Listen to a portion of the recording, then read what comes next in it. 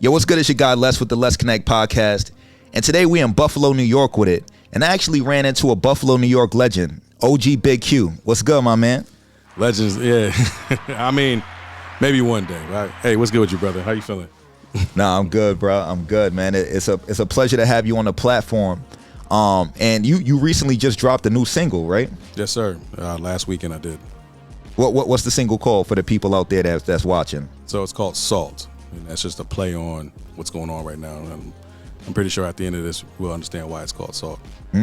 Okay, so definitely check that out for all the people that's out there watching. So let's bring it back to the beginning, all right? Where are you from and how'd you grow up? So I'm originally from Philly. I traveled a lot, settled in Buffalo as a kid, moved around, came back, and family ties, just connections brought me here.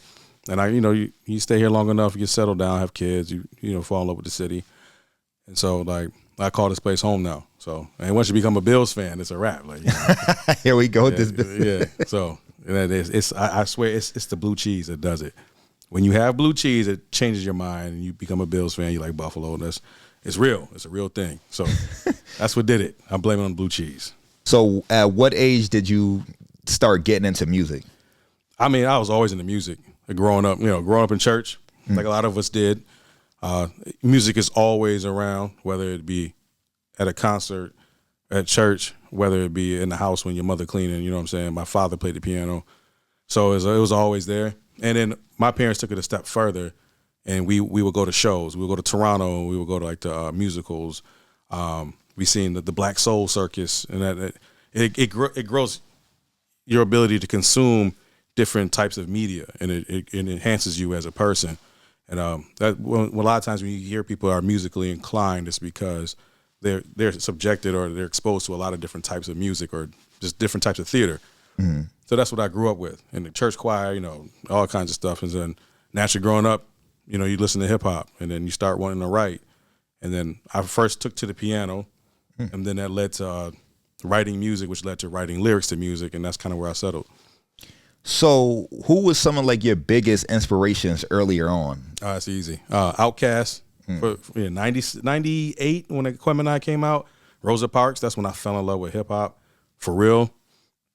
That did it. Listening to Nas, and Nas spoke to me because what he was talking about I would see when we grew up. My parents were we did pretty well, but they purposely bought a house in a black neighborhood, and so what that did was I was exposed to a lot of the good I saw in the black community, but I saw a lot of the struggles and asking questions about it.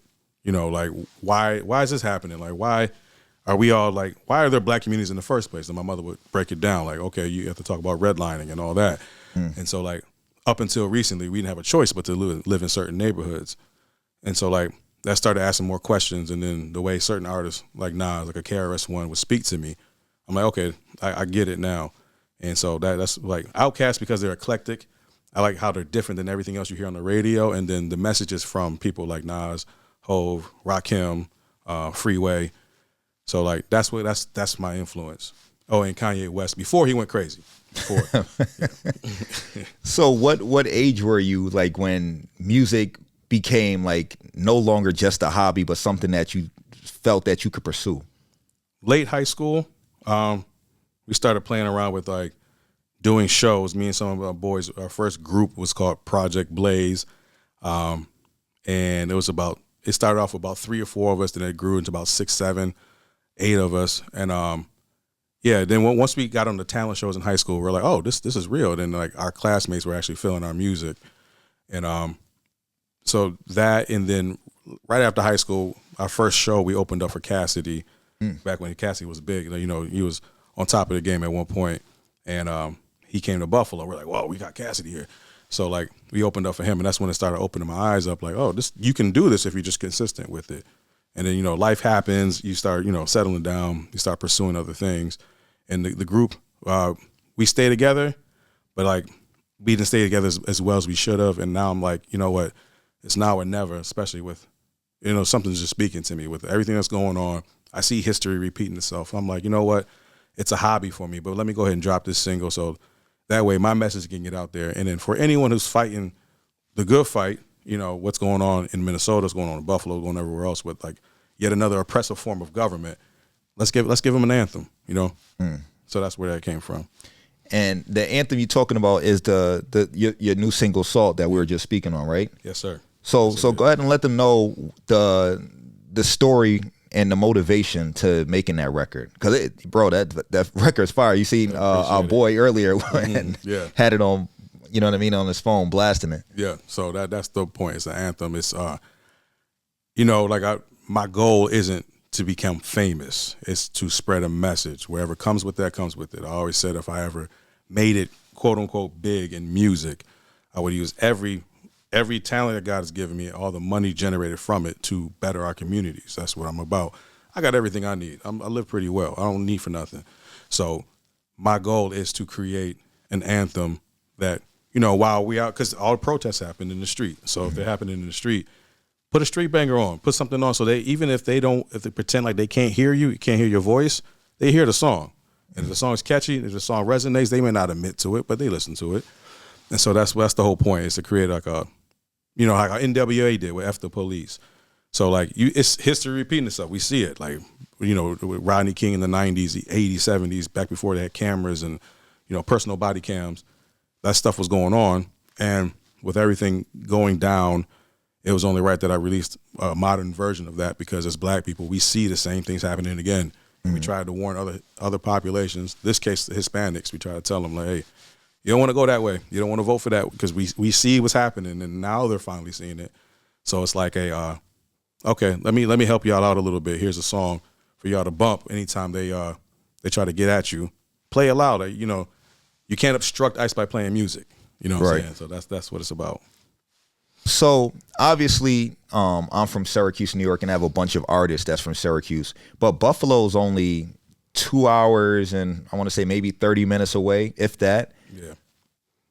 Have you been able to work with artists from Syracuse or not? Or do you see like a difference in the music scenes? Or it's funny because once you get outside of New York City, this culture is pretty much the same, whether it be Syracuse, Rochester, Buffalo. I know Buffalo right now, they kind of brought back how the old school boom bap is, with Benny and all them.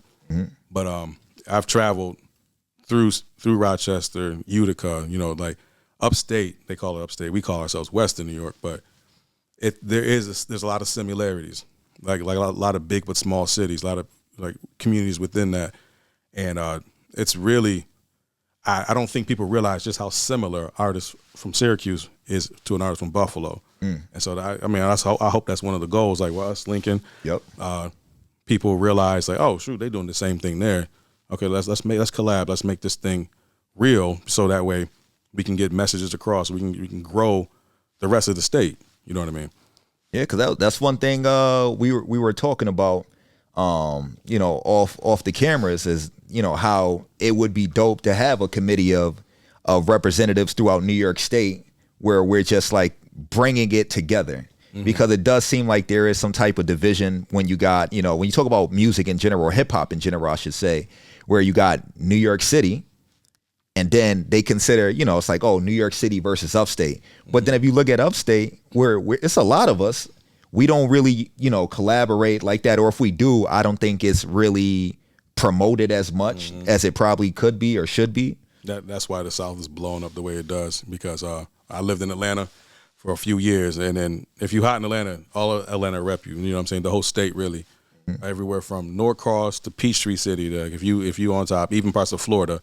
And so like New York's so segmented. I don't know why that is, because in the grand scheme of things, especially in Buffalo, half the students that go to our universities here are from New York. A lot of people settle here because they like it's a bit slower here. It's a bit easier to settle down, have family. So a lot of New Yorkers migrate this way anyway. So it's like we ain't too much different. We ain't fast paced like 3 a.m. Everything's still moving. But like the scene here is like music is important. We have a lot of jazz bars. We have a lot of like local places that put on music and put on shows all the time. And then getting around a lot of artists here in Buffalo, you realize there's a lot of talent here.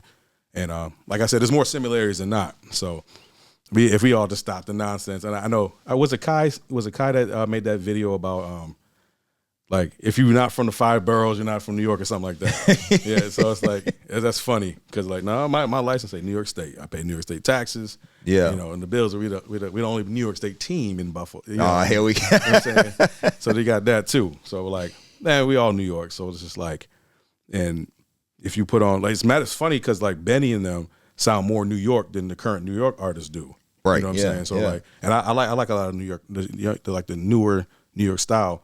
But it's just funny how like we over here set tripping, but the rest of the country, like if you go anywhere else, you go to Texas and you say you're from Buffalo, they're gonna like, is that New York City? Do you know Jay-Z? I've heard this stuff. Like, right. Yeah, you know, he's at the Falls every other day, you know. So like, but yeah, if we work together, like you could really create something special. And hopefully, that's like I said, even just starting here is something that we could do because, like I said, obviously the people that's watching from Syracuse, they're tuned into this interview, and then the people from Buffalo, and then who knows, we could collaborate, which obviously we're going to be collaborating. So this is just starting here, and then our people will start collaborating, and we could open up that channel, man, and then even extend it to New York City. Because like you said, man, we're New York. You know what I mean? Like we all have that New York mentality. It don't matter if you're from New York City. It don't matter if you're from Syracuse, Buffalo, Albany, Binghamton, Utica. I mean, hopefully I'm not missing nobody out there. I know there's cities out there that's like, yo, like Schenectady. but that's a good point though, because like for right now, and when it comes to music, a lot of people know about New York music, or they know about lifestyle of New York, the culture of New York, or Buffalo. But I mean, I want to hear other people's stories too. Like you said, Schenectady. I want to hear Syracuse's story. I want to hear what Albany has to say.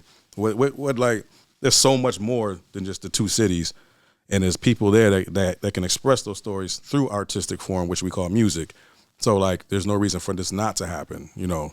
And so like, I'm looking forward to that. I'm looking forward to a day where we had just like a New York tour of just maybe a dozen people, even more, and just we going through just repping our state. And there's enough there for that alone. We don't even need to go anywhere else, you know, and let the music talk for what it is. So I know that as we were speaking too, that you had mentioned that you had a non-for-profit. Yes, sir. You care to speak on that a little bit more? Well, so nonprofit. So I've been doing that for a long time, and I appreciate the oop there. So like it goes back to what I do for music. Like I said, I'm not in the music to be famous. Like honestly, I prefer behind the scenes. I stay out the way. You know, I'm too old for that anyway. But but I do music just for the same reason why I do nonprofit work. And I started off as a football program 8 years ago. It turned into a sports mentorship program, and now it's a life coaching program. And so there's a couple different avenues for that. So right now I'm working with the group's called NCIG, Nike Community Information Group. And our home base is where the Underground Railroad started, where the NAACP started, where Harriet Tubman would take the slaves from all the way in the Deep South through into Canada. So that very place where all that energy is from our history, that's where we meet. Wow. We meet first Monday of every month. And the goal there is just to disseminate information, stuff that we've learned as a community, as a culture, from ourselves, our elders, and disseminate into the population, whether it be economics, whether it be finances, whether it be how to defend yourself if ICE approaches you. So it ain't just a black thing, you know what I mean? So that's the goal, because our people perish for lack of knowledge. So, and that's my music's the same way. And everything I do is to promote or to properly disseminate information, even in the world we live in where everything's accessible on phone, your computer. People still, for some reason, are just not understanding the basics of how the world works, just basic information. And so like sometimes in-person things are better. So that's the idea of the nonprofit I'm a part of. So another thing that I wanted to highlight, because I thought that it was pretty dope having a conversation with you. Like, and I said, you still, you know what I mean? I know you tried to say that you're getting old, but you're still a young black man.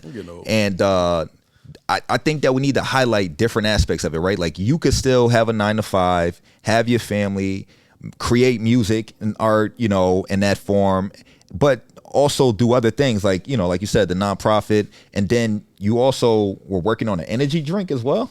Yeah. So, it ties into the same thing. So I dove into organics, just how to eat and what you consume through every way you consume anything that this world provides. affects your spirit and your body. Whether that be music, it affects your spirit, your emotions. That's proven already. Mm-hmm. Food is even more of an impact because what you put in your body affects not just your metabolism, your health, but also your mental state. That's why when we were all kids, drinking that red Kool-Aid wasn't good for you. Right. They show that now. And they're like, hey, why is he so crazy? He's not crazy. He's just on Kool-Aid. And you just take him off the Kool-Aid. He'd be all right. So like little stuff like that. So we all need energy drinks. We all work. We all have families. So if you're going to consume something that's going to give you that boost, make sure it's pure. So I started looking into stuff like that when I was coaching football, and it did pretty well. So now I'm going full force with it. And the site isn't up yet, but I'm sure we'll do a follow-up. Mm-hmm. So when it's out there, you'll know it because like I've been working hard on it. And just know that if it comes from anything that our group is doing, it's meant to do what it says, but also in a proper way. So it's not contradiction with something that's unhealthy or something that's not going to improve not just your body, but your spirit and your mentals and all that. Mm-hmm. So that's coming out soon. So what's next for you? What's next is, just seeing where this record goes. An album coming out on my birthday on July 18th. I'm going to do a release for that. And it's going to have the same kind of messaging. And honestly, my passion, I'm just there's a lot more music coming out. But I'm doing this to spread a message. I'm not doing this to get famous. I don't care about how much money it makes. I'm only interested in the success of this record because I feel like it has something to offer to people who don't have a voice. You may not know how to articulate. You may not know how to get in front of people and speak, but you can play the song. You know what I mean? And I'm hoping that song gives the emotion and passion that you're feeling, and all you got to do is press play, So I just want to keep doing that, keep working on this album, and keep working on getting the whole state together and just creating a culture of New York, the entire state. And we all work together. Like I said, there's so much talent here. There's so many singers, artists, podcasters. We met just randomly at work, and it's just like we're sitting around, and our other brother, he's one of the dopest beat producers, beat makers I've ever heard in my life. And I'm like, yo, how is it the three of us just sitting here with all this talent? You know what I mean? And so like, it's just, if that happens by pure coincidence, just imagine what else is out there. And and all of this is creating a platform for all of us to work together. So that's my goal, is to be a part of a platform that, even if we don't make it quote unquote big, let's just say we create opportunities for other people, like permanent jobs. This might be a permanent venture for someone that wants to get into engineering or podcasting, and now you help someone feed their family. You know what I mean? So that's what I'm about. All right. So let the people know where they can find your music.